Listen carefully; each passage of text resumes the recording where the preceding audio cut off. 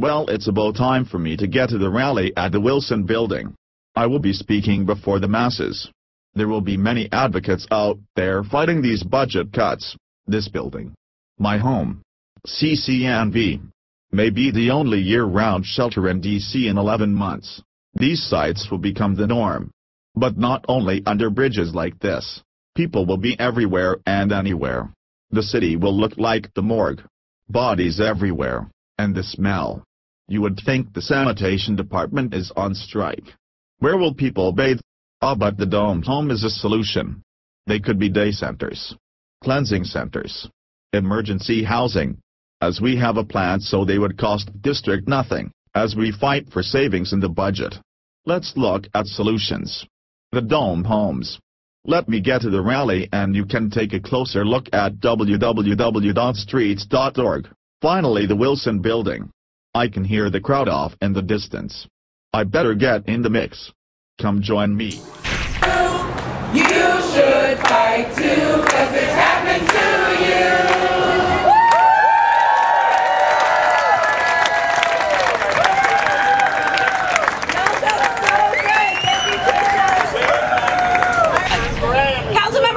Joined us.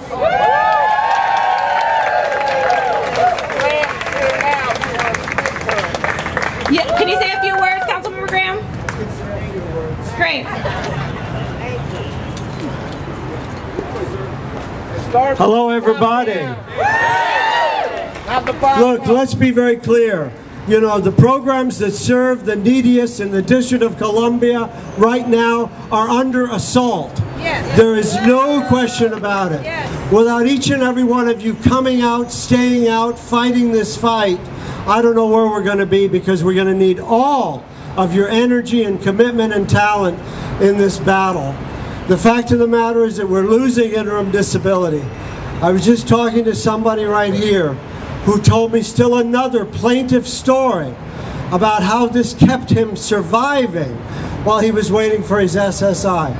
$20 million lost in homeless services, and I asked the question, where are those cuts going to be made? Tell us where we're going to cut back. We have yet to have an answer to that question. I hope to have it this week. What's the pluses? Mental health, substance abuse. The pluses are that we finally appear to have a working majority on increasing the tax rate on those who are most able to afford it. So that people, you know, this is a situation, I'm almost finished, but this is a situation where you have your lawyers and your accountants work throughout the whole year to pull as much money out of taxation as possible. But if you're still left with $200,000 in taxable income, $500,000 in taxable income, $1 million in taxable income, I say you should be willing to pay a little bit more to make sure that people get interim disability. So this is not going to happen without your support, though. This is not going to happen. Because you know the way this is going to go down. If you're not at these hearings and you're not at these council sessions and you're not speaking to each one of these council members head on, thank you all very much. I guess a lot of you here already know me, but anyway, I'm a local homeless advocate, and let me see if I can fix this wire real fast. Okay, there we go. Now, anyway, I came to tell you a thing or two about permanent supportive housing, which the lady before me mentioned, but here's the deal. First of all, let me give you some context. Here in DC, they count the homeless every January. In January 2007, DC had 5,757 homeless people. In 2008, we had 6,044. In September of 2008, Mayor Fenty closed Franklin School Shelter. And in order to justify the closure, he created what was called permanent supportive housing. And, you know, I was known to be Mayor Fenty's arch enemy. But nonetheless, you know, for all his vices, I got to give him his props. He did create permanent supportive housing, and that has actually done a lot to put a dent in the number of homeless people. Yeah. So anyway, in January of 2008, we had, like I said, 6,044 homeless.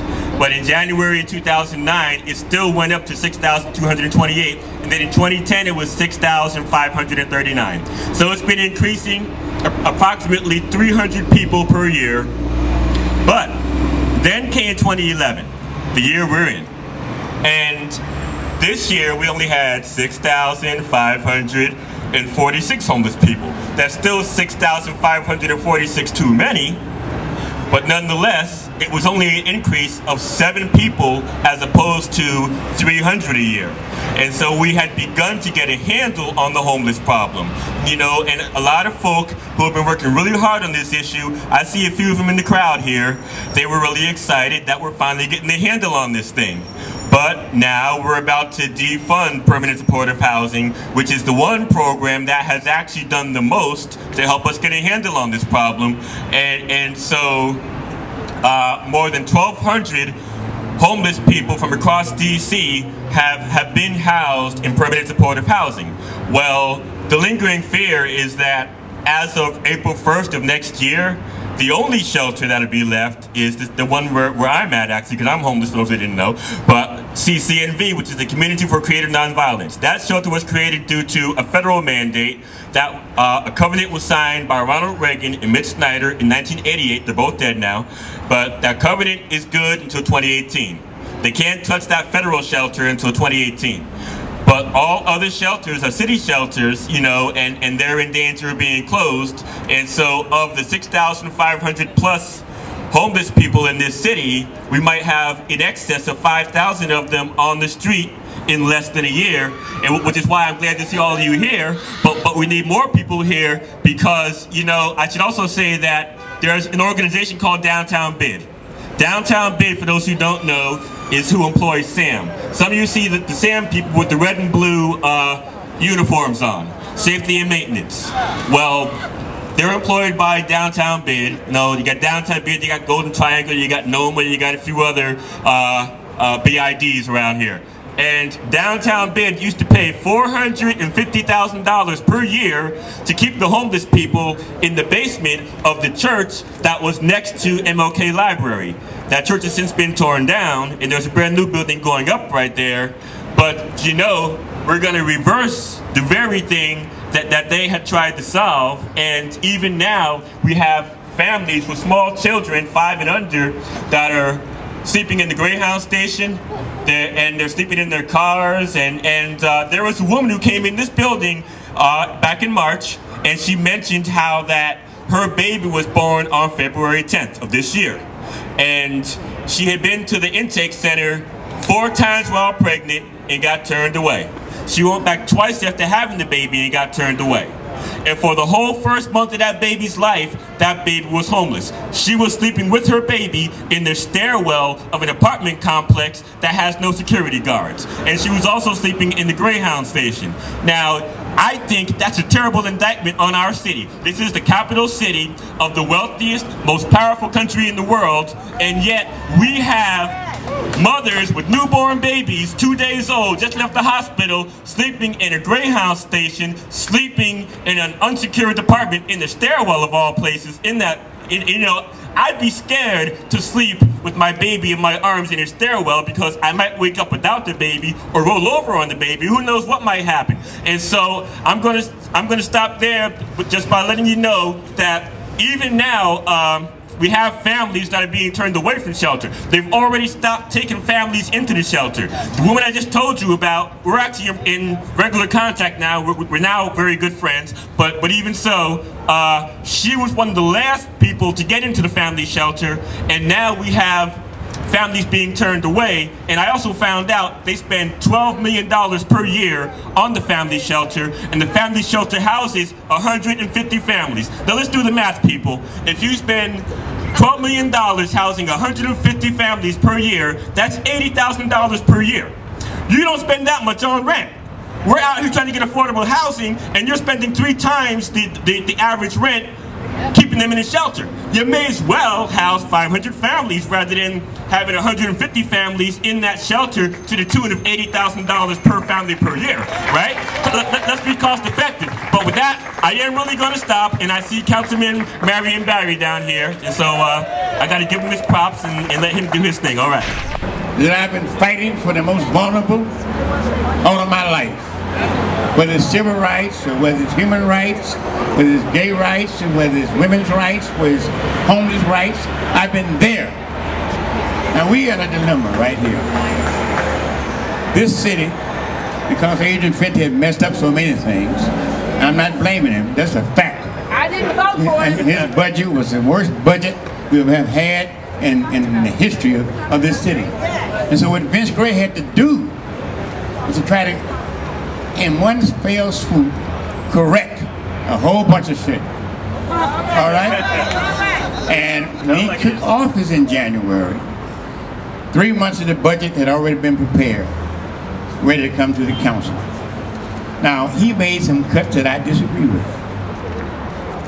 Summer jobs, homeless, other areas, mechanics, other things.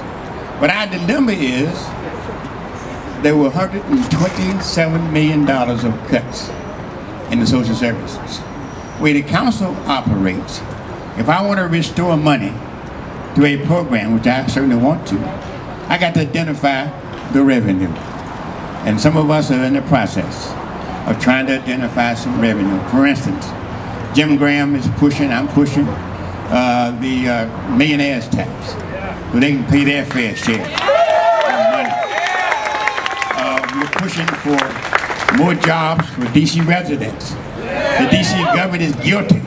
Over 60% of our residents live outside of the city, taking revenue with them. And I'm pushing for, we're going to get this done this year, a 10% preference for DC residents to get jobs. Not Prince George's County, not Maryland, etc. I love them, but they don't live in this city. We're pushing for a number of other things. So to help us do that, you have to fight. The numbers ought to be 10 times this size. Right? All right? So I just urge you to keep on fighting. I'm going to keep on fighting, trying to identify revenue. It's tough as hell. But, you know, I'm used to tough shit, you know. Excuse my language. I just get carried. I get fired up here, you know. All right. What we're going to do? Fight. What we're going to do? Fight. What we're going to do? Fight. Good afternoon. Good afternoon. We are, well, hello young folks. Give our young folks a hand. Give them for being participating.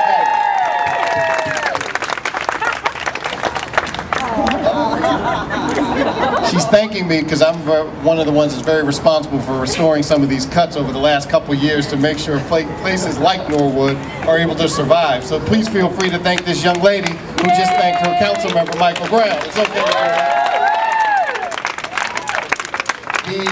The cuts that are coming this year, as when he was Chairman Gray was campaigning talking about we have already cut to the bone and now we're about to cut to the marrow, you're probably seeing some of those cuts. They're very concerning to us. That's one of the things we're talking about in the hearing is how to restore some of those cuts, because one of the questions I like to ask is how will this impact folks' lives? And anytime you're going to impact the survival of people, that means you're impacting their life. And anytime there are budget cuts, usually it impacts the folks on the lowest end of the economic totem pole. So it seems to me that we need to figure out how to raise dollars from other folks in the city so it's not only one type of person, that has to bear the brunt of these cuts. So from my standpoint, as you've heard me talk about, I know the politically correct term is what is called revenue enhancements. What I want to do is a tax increase on folks making more than $200,000, $250,000. Those who do know, over the last couple of years I've been advocating that with a couple other of my colleagues. I was very proud to see that Mayor Gray put that actually in the budget. So give Mayor Gray a hand for putting that in the budget, trying to figure out how to balance it.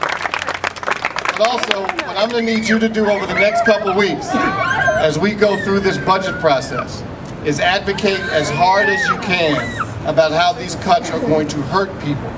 Because believe it or not, there are some of my colleagues that believe that there are no more poor folks left in the District of Columbia. And so if that's your mindset, then you're not going to think these cuts are that devastating, when in fact they are.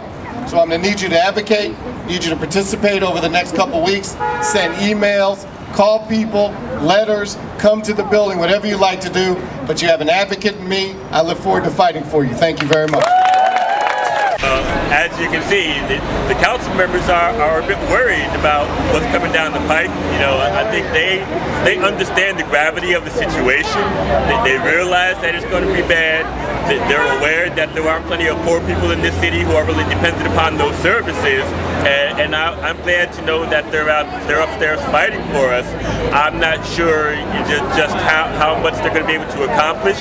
Hopefully we'll be able to get at least 9 council members who side with us and who vote against these hurtful budget cuts that will hurt the neediest people of D.C.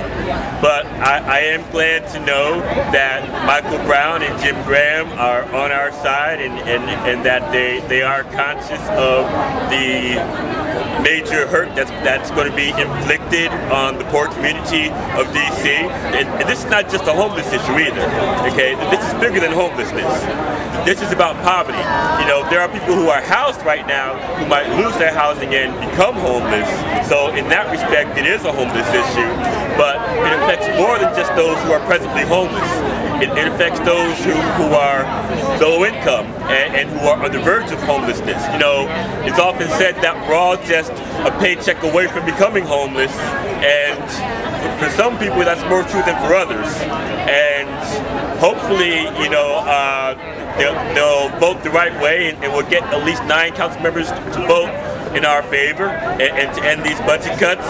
And if they don't, and if these cuts go through, then as of April 1st, 2012, we may have just one shelter in this city, which is CCNV, which holds 750 people, but we have presently 6,546 homeless people as of January of this year. I'm sure it's increased a little bit since then, but even so, we might have approximately 7,000 people who are homeless by next April, and when they close the shelter, then about 6,000 of them are going to be heading to the streets, and that's going to be a terrible indictment on the capital of the wealthiest, most powerful country in the world. So let's hope that that doesn't happen. All right.